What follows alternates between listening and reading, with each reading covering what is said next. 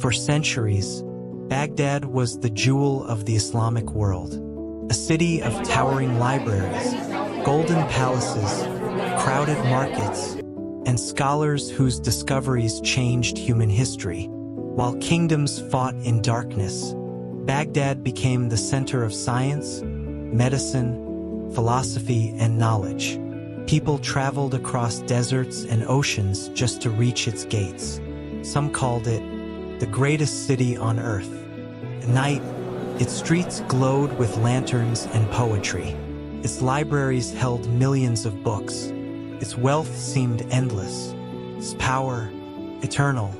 But in the winter of 1258, everything changed. From the eastern horizon came an army unlike anything the world had ever seen. The Mongols. They crossed mountains, deserts, and empires, leaving only fire behind them. And when they arrived at Baghdad, the city that once illuminated the world was swallowed by smoke. Within days, the greatest Islamic capital on earth collapsed.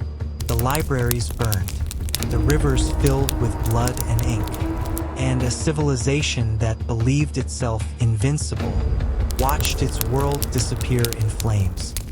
Long before its destruction, Baghdad was the heart of the world. Founded in 762 by the Abbasid Caliphate, Baghdad became more than just a capital city. It became the center of knowledge, science, philosophy, trade, and power.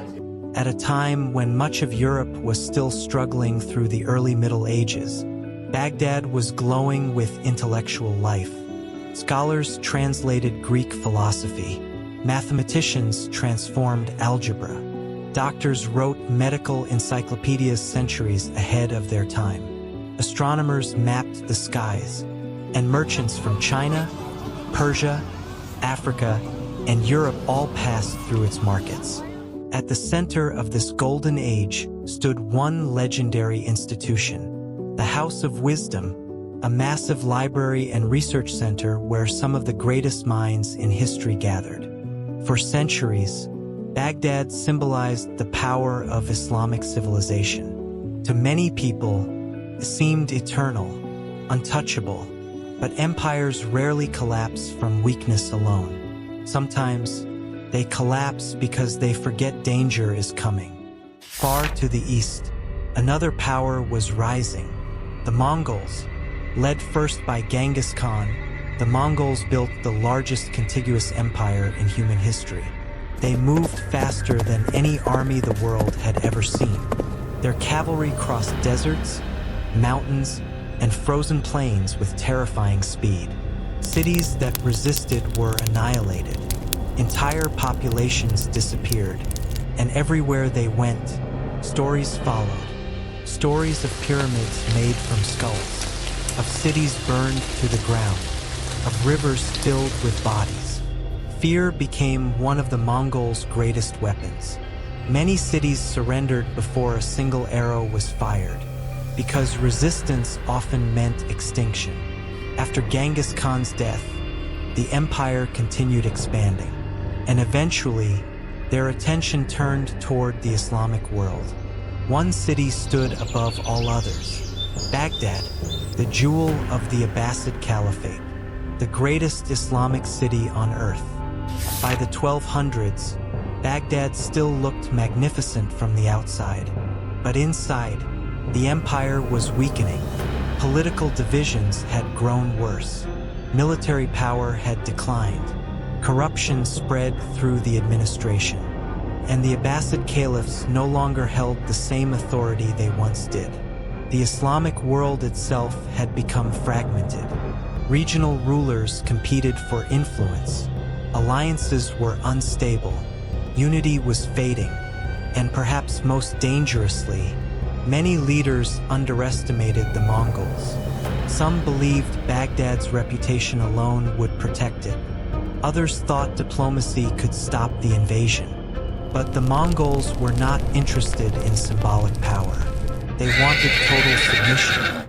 And in 1257, their armies began moving toward Baghdad, led by Hulagu Khan, grandson of Genghis Khan. As the Mongol army approached, Hulagu sent a message to the Abbasid Caliph: surrender or face destruction. The Caliph al-Mustasim made a catastrophic mistake. Instead of preparing seriously for war, he hesitated. Some accounts suggest he believed the Mongols would never dare attack Baghdad. Others say corrupt advisors convinced him the city was protected by God and could not fall. But history has shown many times, faith without preparation can become disaster. Baghdad's defenses were weak, his army was unprepared, and the Mongols were unlike any enemy they had ever faced. Hulagu gave the final warning. The Caliph refused. The invasion began. In January 1258, the Mongols surrounded Baghdad. The city that once stood at the center of civilization was now trapped. The Mongols attacked with terrifying efficiency. They built siege engines, blocked escape routes, destroyed defensive walls, and cut off supplies. Within days, Baghdad began collapsing. The Abbasid army failed to stop them.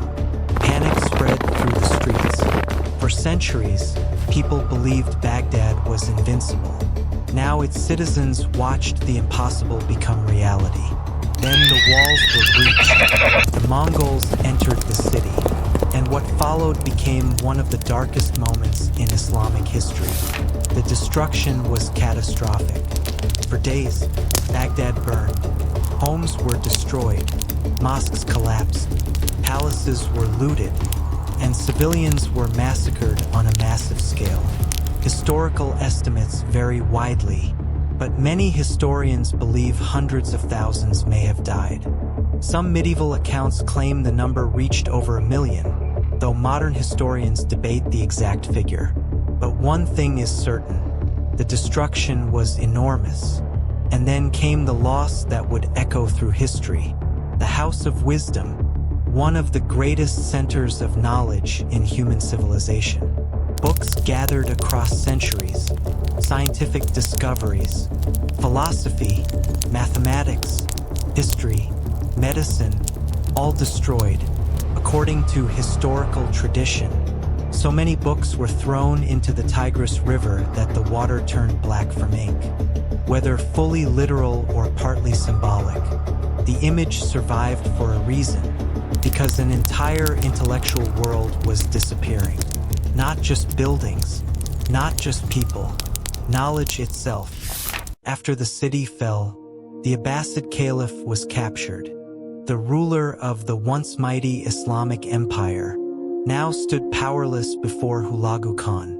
Soon after, he was executed. With his death, the Abbasid Caliphate effectively collapsed. A dynasty that had ruled for over 500 years was gone. The psychological shock across the Muslim world was enormous. For centuries, Baghdad had represented stability and leadership. Now the greatest Islamic capital had fallen in humiliation. Many believed this marked the end of an era, and in many ways, it did. But the Mongols alone did not destroy Baghdad. Baghdad was already weakening long before the invasion. Internal division, political corruption, complacency, loss of unity, weak leadership. These cracks had been growing for years. The Mongols simply delivered the final blow. History often works this way. Great civilizations rarely collapse overnight. The collapse begins long before the final disaster arrives. And perhaps that is why the fall of Baghdad still feels so haunting today. Because every civilization believes it is stronger than it truly is. Until suddenly, it is not. The destruction of Baghdad changed the Islamic world forever. The old center of power was gone. Trade networks shifted. Intellectual leadership moved elsewhere. And many historians consider 1258 one of the symbolic endings of the Islamic Golden Age. But history did not stop. New Muslim powers eventually rose. The Mamluks defeated Mongol forces at Ain Jalut only 2 years later. The Ottomans would later build another massive empire. and Islamic scholarship survived in other regions. But Baghdad was never the same again. The city that once led the world had become a warning from history, a reminder that no civilization is invincible.